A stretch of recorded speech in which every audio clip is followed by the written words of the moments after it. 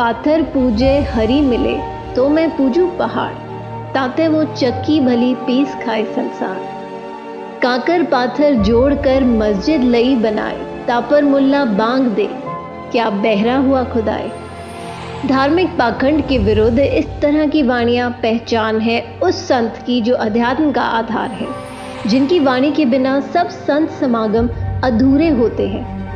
हम बात कर रहे हैं कबीर जी की, काशी वाले उसी धाड़क कबीर की जिनकी महिमा सभी धर्म ग्रंथ करते हैं। कबीर जी ने हर प्रकार के धार्मिक सामाजिक पाखंड का अपनी मार्मिक वाणियों द्वारा घोर विरोध किया और हमें एक नई दिशा व सद्ज्ञान देने का अटल प्रयास किया। वेद पढ़े पर भेद न जाने, बाँचे पुराण 18, पत्थर की पूजा करें भूल गए सिरजनहारा।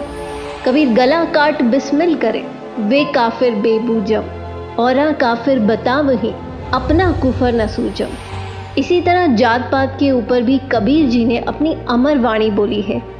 काहे को कीजे पांडे छूत विचार, छूत ही ते उपजा सब संसार। हमरे कैसे लोहू तुमरे कैसे दूत, तुम कैसे ब्राह्मण पांडे हम कैसे सूत। कबीर जी इस तरह की वाणी सुनाते ही रहे और यही संदेश सुनाते सुनाते अपने सतलोक में सह शरीर चले गए।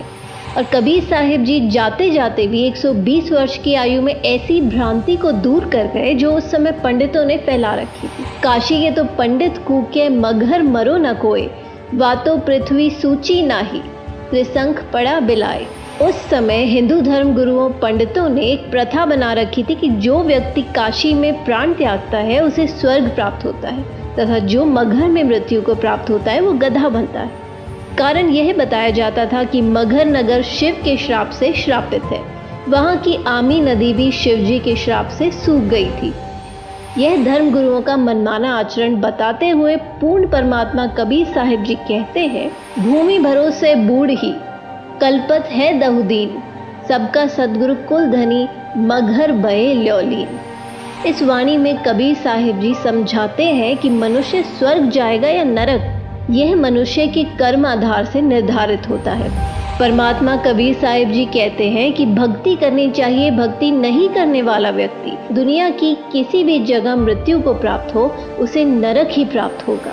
मुक्ति खेत मथुरापुरी वहाँ कीना कृष्ण की लोल, कंस केसी चानौर से वहाँ फिरते डामाडोल।